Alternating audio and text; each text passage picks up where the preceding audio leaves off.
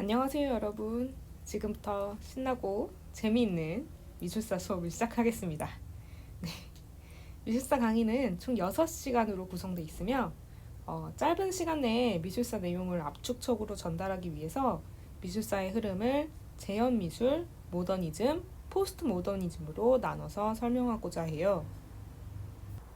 강의를 시작하기 전에 미술사, 왜 배워야 하나요?에 대한 이야기를 좀 해보려고 합니다. 미술사를 배우기 시작할 때 많은 학생들이 하는 말이 어차피 인터넷에 찾으면 나올 내용들인데 이걸 꼭 학교에서 배워야 하나요? 라고 질문하는 학생들이 있어요. 또는 어차피 과거 미술에 대한 이야기인데 이게 왜 중요하냐고.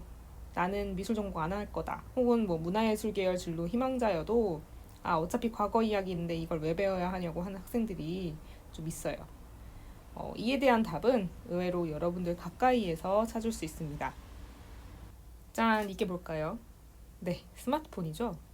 폰으로 뭘 하고 있죠? 인스타를 보고 있는 장면이에요. 여러분들에게 이렇게 폰으로 이미지 보는 것은 더할 나위 없이 익숙한 숨 쉬는 것처럼 당연한 일상일 텐데요. 이런 말 들어봤나요? 제로 텍스트라는 말? 그야말로 텍스트가 사라진다는 말이에요. 여러분, 최근 정보나 뉴스 찾을 때 어떻게 찾아요? 그렇죠. 서술된 글을 읽기보다는 인터넷 혹은 유튜브에서 카드 뉴스나 동영상을 통해 원하는 정보 찾는 경우가 대다수죠. 텍스트를 멀리하는 세태가 이렇게 확산이 되고 독서 인구가 줄면서 최근에는 출판 업계에서도 존립 자체를 걱정하는 그런 상황까지 맞이하게 됐어요. 비단 종이책뿐만이 아니라 스마트폰이나 태블릿 기기에서도 텍스트가 좀 힘을 잃고 있죠. 짧고 강렬한 이미지가 조금 중독적으로 나오는 틱톡이라든지 사진을 통해 감성을 전달하는 인스타그램이라든지 그리고 여러분들 많이 시청하는 유튜브 나날이 그 규모를 더해가고 있어요. 심지어 글자의 전달이 주가 되던 메신저에서조차 제로 텍스트가 가속화가 되고 있죠. 최근 요 몇 년 사이에 카카오톡이나 페메에서도 이모티콘이 엄청나게 많아지고 있잖아요. 그죠? 그리고 많이 사용하고 있고요. 이 같은 제로 텍스트 시대의 주역은 과연 누구일까? 네, 바로 여러분들이겠죠? 네, 텍스트보다도 이미지를 선호하는 세대.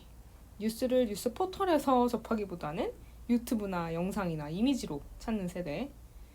많이 들어봤을 거예요. X세대, Y세대, Z세대. X세대는 여러분들 부모님 세대가 될 거고요. Y세대는 밀레니얼 세대라 그래서 이제 선생님이 여기에 속하고 Z세대가 이제 여러분들에게 속하는 세대라고 볼 수 있는데 이 Z세대 모바일 앱 사용 현황을 한번 봅시다. 네, 위부터 볼까요?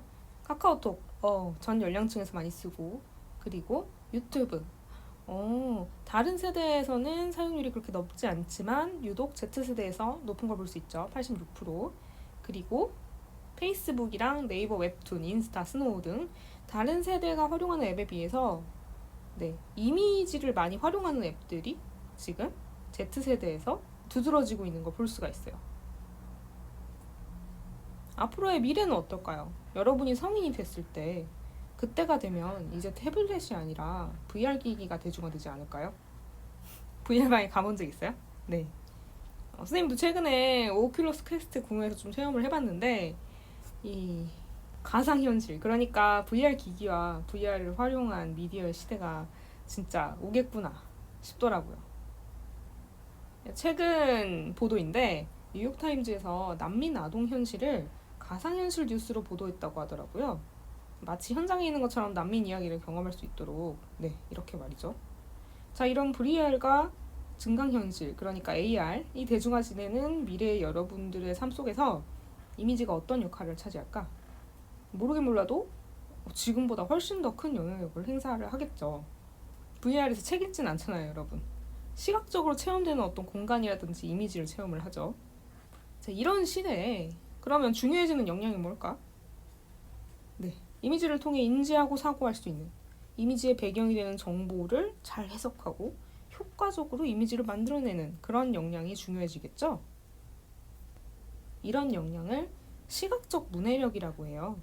영어로는 비주얼 리터러시라고 하는데 미국 다트모스 대학의 후드 미술 박물관 디렉터인 브라이언 케네디는 비주얼 리터러시에 대한 강연, 테드 강연에서 이런 말을 해요. 이 비주얼 리터러시라는 거는 ability to construct meaning from images. 네, 그러니까 이미지에서 의미를 구성하는 능력을 말하는 거라고 하더라고요. 이미지를 통해 정보를 분석하고 해석하고 의미를 만들어내는 그런 능력을 말하는 거죠. 이것은 스킬이 아니라 네, 도구 같은 거라고 이야기를 하는데, 그러니까 툴박스 같은 건데, It's a form of critical thinking that enhances your intellectual capacity. 그러니까 지적 역량을 강화시키는 비판적 사고력의 한 형태라고 이야기를 해요. 그러니까 이 시각적 문해력이라는 게 단순히 그림을 그리는 사람들한테 필요한 게 아니라 모두가 가져야 하는 어떤 지적 역량의 한 형태라는 거죠. 이 이미지를 보는 것이 왜 비판적 사고력과 관련이 있을까요?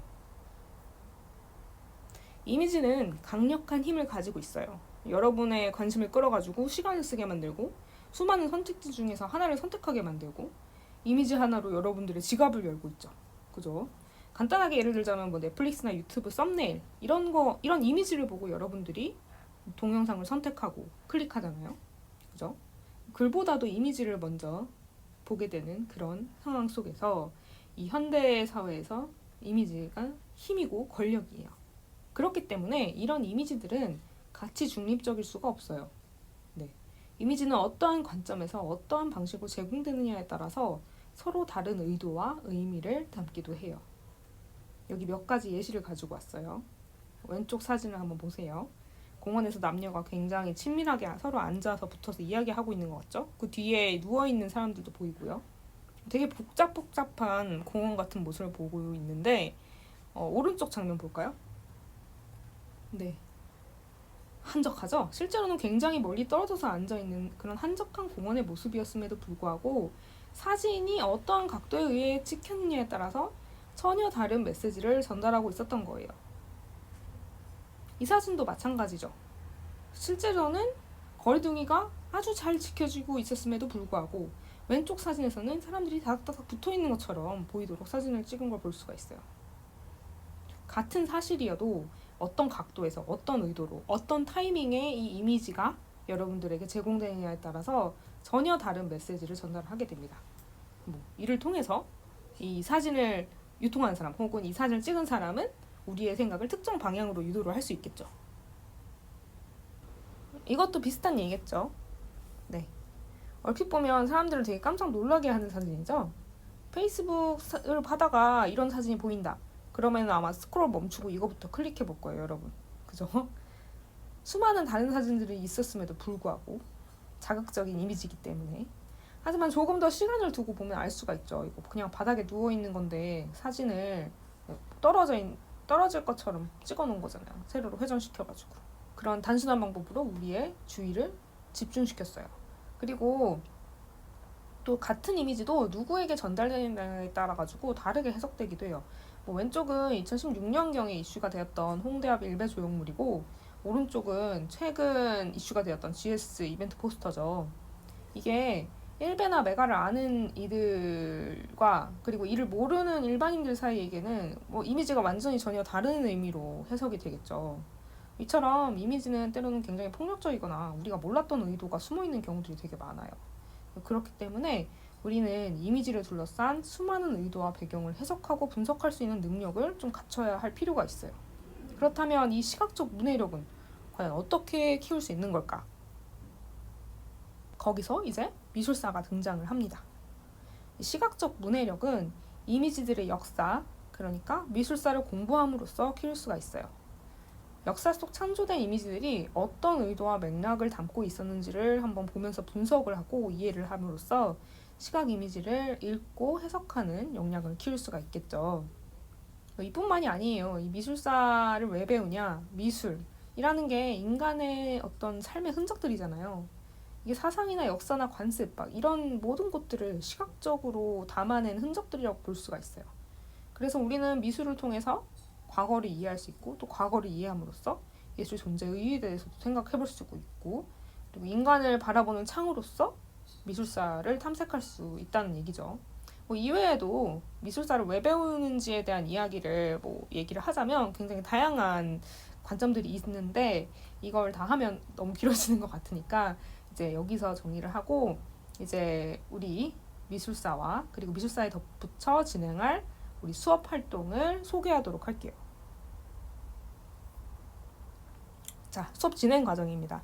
우선 오늘 간단하게 이 미술사를 왜 배우느냐에 대한 이야기랑 그리고 우리 미술사를 배우게 되는 어떤 큰 맥락, 재현으로서의 미술, 모더니즘, 포스트 모더니즘 이 큰 세 가지 맥락에 대해서 설명을 간단하게 할 거예요. 그런 다음에 미술사를 이제 고대부터 해서 5시간에 걸쳐서 빠르게 압축적으로 진행을 하려고 했고요. 이게 될지 잘 모르겠어요. 하지만 최선을 다하겠습니다.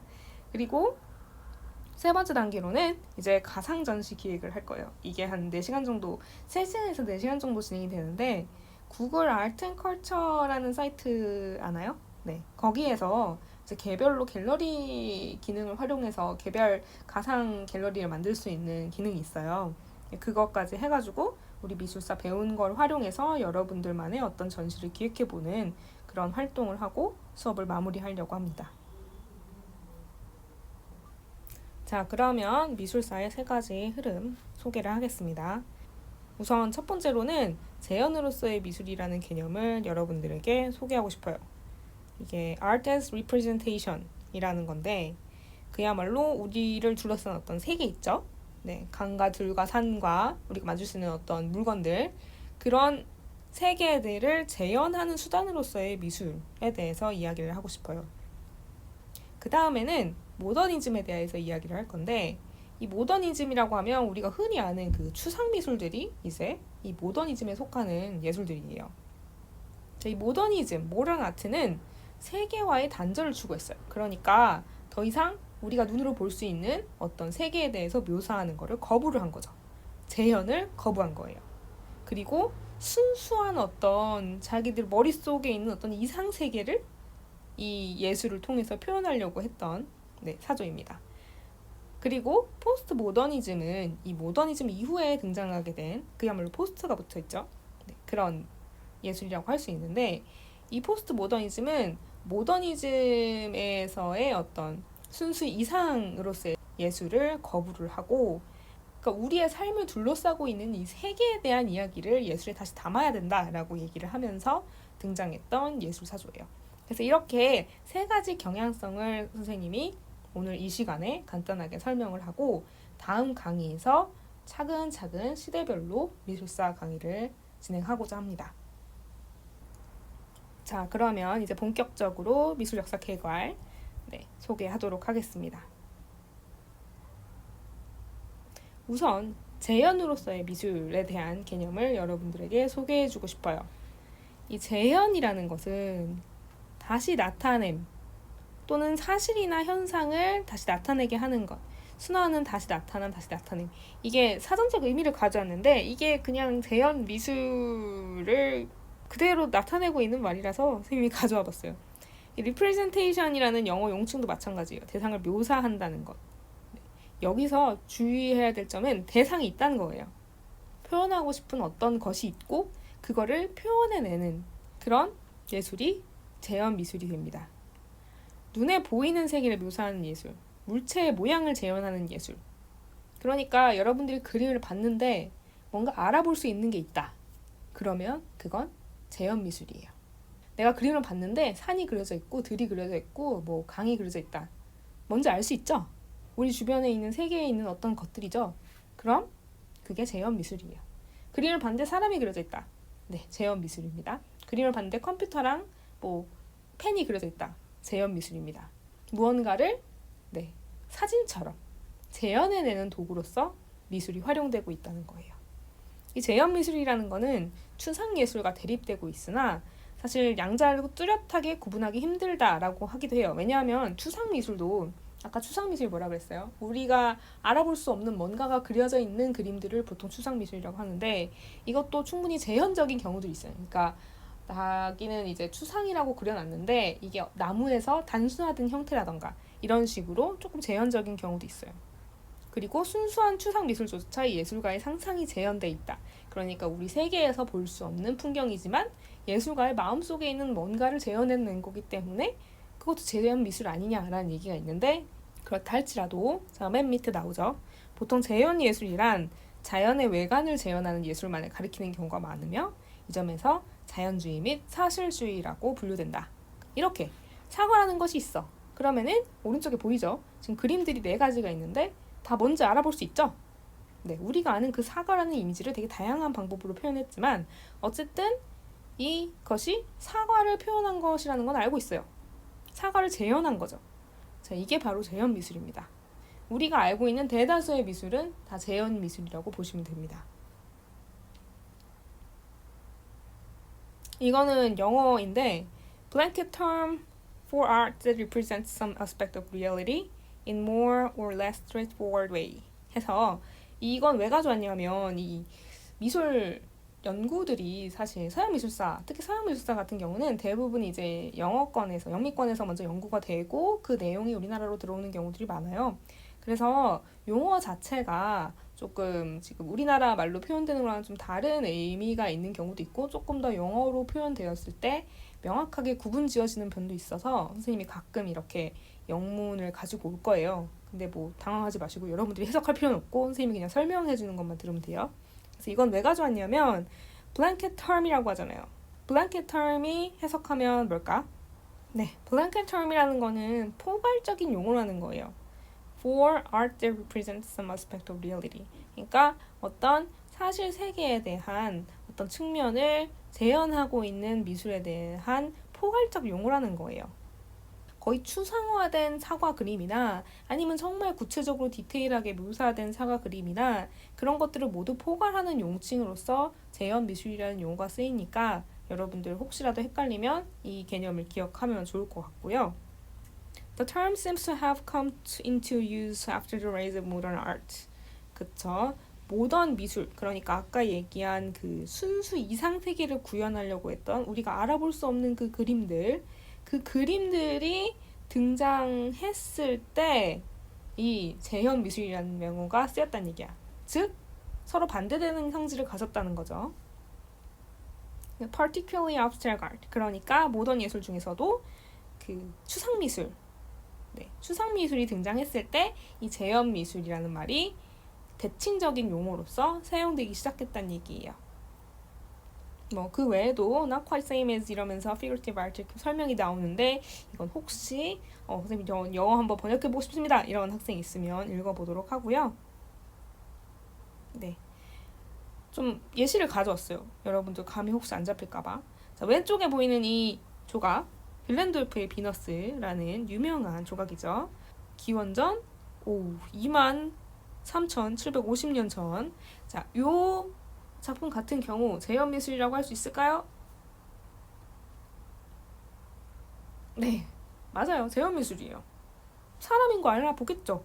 추상화되긴 했지만 여성, 사람, 인체를 묘사한 거다라는 걸 여러분들이 충분히 알아볼 수 있어요. 그렇기 때문에 이것도 그 여성의 신체를 재현해낸 그런 재현 미술에 속한다고 볼 수가 있고요. 자, 그럼 오른쪽 볼까요?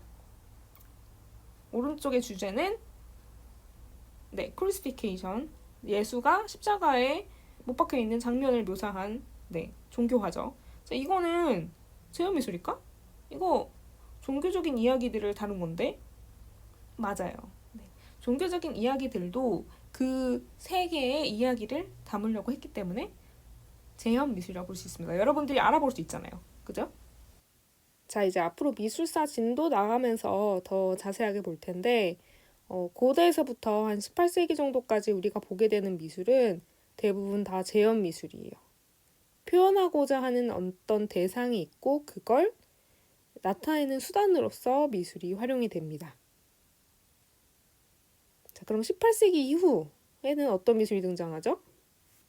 모더니즘, 그러니까 우리가 현대 미술이라고 알고 있는 그 예술의 형태가 등장하게 됩니다. 모던이라는 말은 현대의, 근대의 라는 뜻을 가지고 있는데요. 아트텀으로서의 모더니즘은 현대적 사상이나 방식 또는 근대주의를 칭하는 말입니다. 이것은 종래의 예술, 건축, 문학, 신앙 이런 것들 등 전통적인 기반에서 급진적으로 벗어나려고 하는 20세기 서구 문학 혹은 예술상의 경향이라고 볼 수 있어요.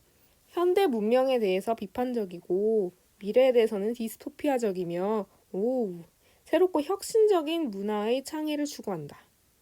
전통이나 권위 등에 반대하며 근대의 과학이나 문화 합리주의에 의해서 자유평등한 근대인으로서 살아가려는 개인주의적인 입장을 말하며 기계 문명이나 도시 생활의 근대성 또는 미학적 근대주의와 서양 미술 전반의 보편적인 감각을 중시하는 경향도 지칭한다. 이게 이렇게 보면은 굉장히 모호한 용어들이 지금 계속 반복돼서 나오고 있잖아요. 그래서 좀 영문으로 깔끔하게 정의되어 있는 걸 찾아서 가져왔는데 Movement into art in first half of the 20th century that rejected traditional values and techniques. 전통적인 가치나 기술들을 거부한 그런 예술 경향이라는 거고, 그리고 emphasize the importance of individual experience. 그러니까 개개인의 경험을 중시하고 강조하는 그런 경향이라고 보시면 되는데, 네, 설명을 더 가져왔습니다.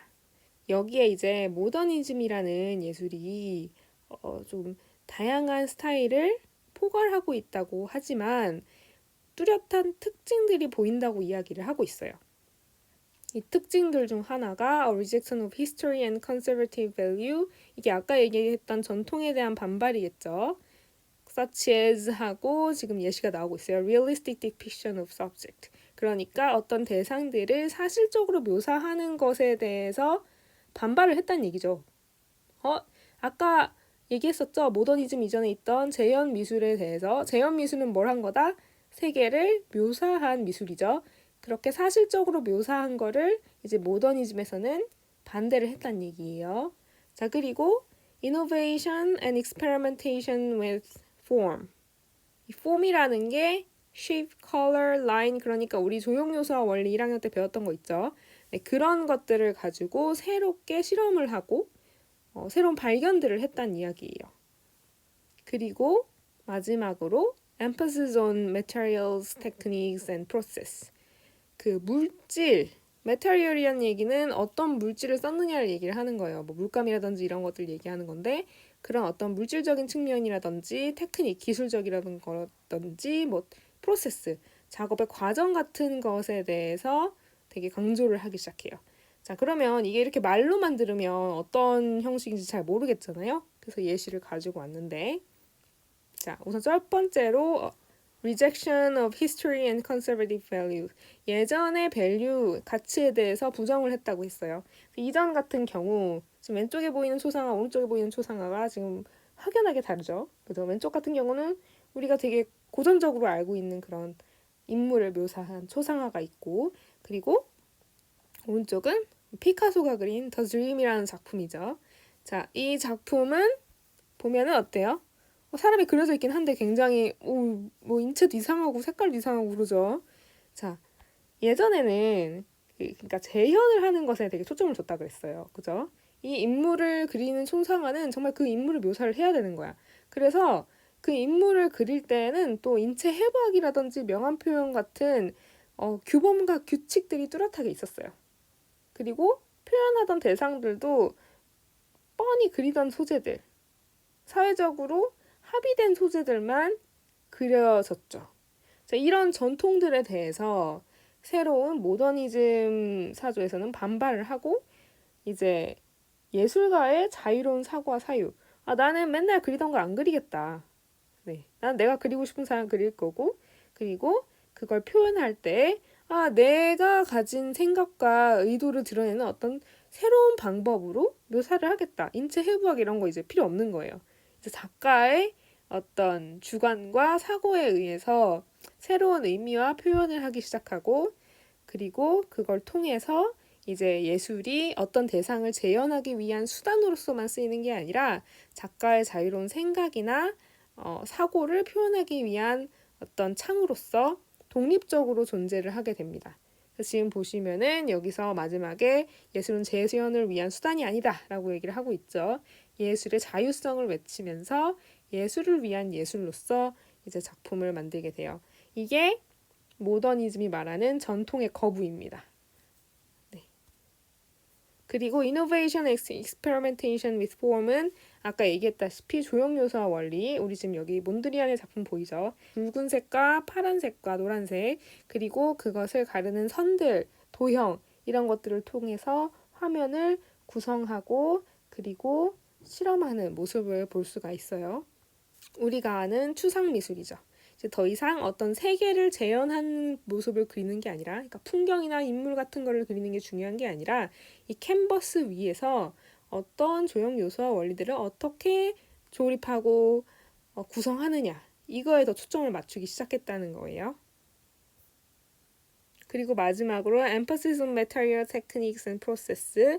이 말은 그 미술을 그리는 그 물질적인 특성에 대해서 조금 더 관심을 갖고 활용을 했다는 얘기예요. 그래서 이것도 이제 모더니즘 작품 중에 하나인데 지금 보시면은 평면에다가 흰색 물감을 이렇게 쫙쫙쫙 그어놓은 거 볼 수가 있죠. 이렇게 물감의 끈적끈적한 그 특성이라든지 이 물감이 캔버스 위를 지나가면서 나타내는 흔적이라든지 이런 어떤 물질 자체에 대한 특성을 가지고 이제 예술 작품들이 만들어지게 됩니다. 이것이 모더니즘이에요. 우리가 잘 이해하기 힘든 추상 미술들이 다 여기에 속해 있다고 보시면 됩니다. 아직까지는 이해가 잘 안 될 수 있는데 우리 이제 차근차근 역사와 함께 미술사 할 거니까 그때 한 번 더 보도록 해요. 자, 그리고 이제 마지막으로 포스트 모던에 대해서 설명을 할게요. 이 포스트 모던이라는 거는 모던 전에 지금 포스트가 붙었죠. 말 그대로 모던 후의, 다음의 모던이라는 뜻이에요. 이 포스트 모더니즘은 1960년대 이후 모더니즘 경향이 사회문화적으로 크게 확대된 미국이나 유럽 등지에서 시작된 새로운 문화 조류예요. 그래서 뭐 미술에만 있지 않고 문화의 전반적인 어떤 경향으로서 나타난 흐름이라고 보면 되고, 그리고 근대주의의 이성중심주의에 대해서 근본적인 회의를 내포하고 있어요. 그러니까 아까 모더니즘이 이제 작가의 자유로운 생각이나 사상 같은 걸 되게 중시했다 그랬잖아요. 근데 그런 자유로운 사상이나 생각에 대한 회의를 내포하고 있는 거예요. 그게 정말로 자유로운 것이냐? 그게 정말 이 현실 세계로부터 독립된 이상적인 세계를 표현하는 것이 가능한 것이냐? 이런 어떤 근본적인 질문을 던지면서 나타나는 사상이라고 보시면 돼요. 미술에서의 포스트 모더니즘은 20세기에 걸쳐 서구의 문화, 예술, 삶과 사고를 지배해온 모더니즘에 대한 반동으로서 1960년대 중반부터 서서히 나타나기 시작해요. 이게 하나의 통일된 사주나 운동은 아니지만 중심적인 동기 자체가 모더니즘에 대한 반발이에요. 네, 이거 잠시 뒤에 그림과 함께 좀 더 자세하게 설명을 할게요. 모더니즘을 통해 수립된 고급 문화와 저급 문화의 엄격한 구분, 예술 각 장르 간 폐쇄성에 대한 반발을 하면서 등장을 하게 되고, 그래서 모더니즘이 확립한 어떤 양식에 대한 반발을 하게 됩니다. 그리고 또 모더니즘에서 배제되었던 삶의 이야기들 있죠. 대중문화라든지 인종차별이라든지 남녀차별과 같은 어떤 사회적 이슈에 대한 함의들을 예술로 끌어와서 이걸 적극적으로 작품으로 반영해서 표현하기 시작해요. 즉, 지배 이데올로기에 대한 반발을 작품을 통해서 나타나기 시작하는 거죠. 자, 그림과 함께 입시를 볼게요. 지금 이 보이는 작품. 자, 이거 퀴즈. 재현미술일까요? 모더니즘일까요? 네, 모더니즘입니다. 우리가 알아볼 수 없는 뭔가가 표현되어 있죠. 자, 이 모더니즘 전에 어떻게 등장했다 그랬죠? 그래서 재현 미술, 그러니까 재현이라는 것을 거부하고 전통이라는 것을 거부하고 예술만의 세계를 구축하겠다. 그래서 예술의 자율성을 외치면서 등장한 것이 바로 이 모더니즘이었어요. 작가의 생각과 사고가 작품으로 나타나게 되는 이런 작품들. 자, 그런데 이게 처음에는 기존의 전통을 거부하면서 등장한 예술이긴 하지만 이게 점차 시간이 흐르면서 어떻게 되죠? 이것들이 어디로 들어가죠? 네, 미술관으로 들어갑니다. 이게 미술관으로 들어갔다는 말은 이게 뭘 뜻하는 걸까요? 그쵸. 사회의 인정을 받았다는 얘기예요. 그렇게 되면서 이 모더니즘 미술, 전통을 거부했지만 이 미술이 새로운 전통과 규범이 되어버려요. 그렇게 되면서 현실과는 전혀 동떨어진 그들만의 리그를 만들게 됩니다. 여러분들 이런 미술 작품들 미술관에 걸려 있으면 아 되게 저게 미술품이라는데 뭐 알겠다. 근데 난 잘 이해 못하겠다 이러고 끝나잖아요. 그죠? 선생님도 그런 경우들 많아요. 자, 이런 처음에는 전통에 대해서 반발하면서 등장했지만 결국 전통과 규범이 되어버린 이 모더니즘. 이 모더니즘에 대해서 반발한 것이 바로 방금 설명한 포스트 모더니즘입니다. 이 포스트 모더니즘 미술은 이렇게 기존의 모더니즘이 현재의 삶에 대해서는 전혀 반영하지 않고 자기네들만의 세상을 그리는 것이 참 눈에 거슬리는 거죠. 그죠?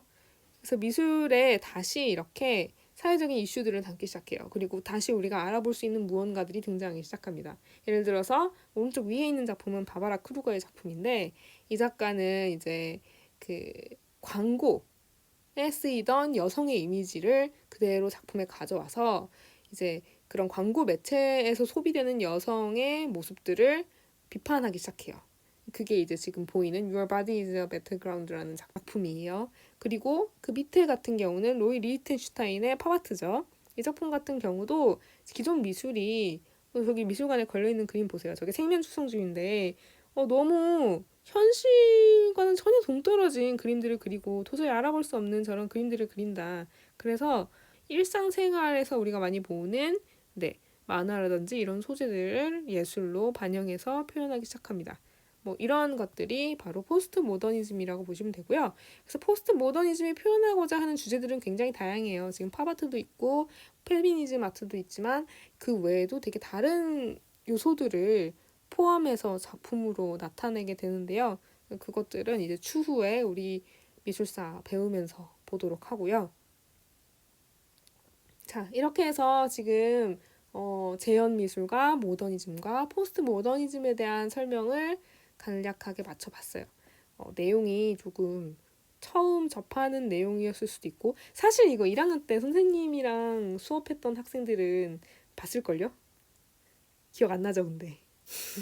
잠깐 했었어요. 영상 우리 온라인 클래스에서 미술 감상문 쓰기 전에 그래도 좀 여러분들이 기본을 알아야 될 것 같아서 재현 미술과 모더니즘과 포스트 모더니즘에 대해서 간략하게 달렸었는데 또 봐도 기억하는 친구들도 새로울 거예요. 그래서 요거를 이제 이렇게 간략하게 처음에 알아보고요. 이제 우리 이제 미술사를 정말 고대부터 해가지고 차근차근 시기별로 알아볼 거예요. 다음부터는. 그런 다음에 이제 또 미술사 정리하면서 다시 한번 이 얘기를 해줄게요. 그렇게 한번 역사 순서대로 미술의 흐름을 한번 보고 지금 배웠던 내용들을 다시 회상을 하면 훨씬 더 미술사가 전체적으로 이해가 잘 될 거예요. 네. 자, 그러면 일단 여기까지 하고요. 우리 다음 수업 때 만나도록 합시다.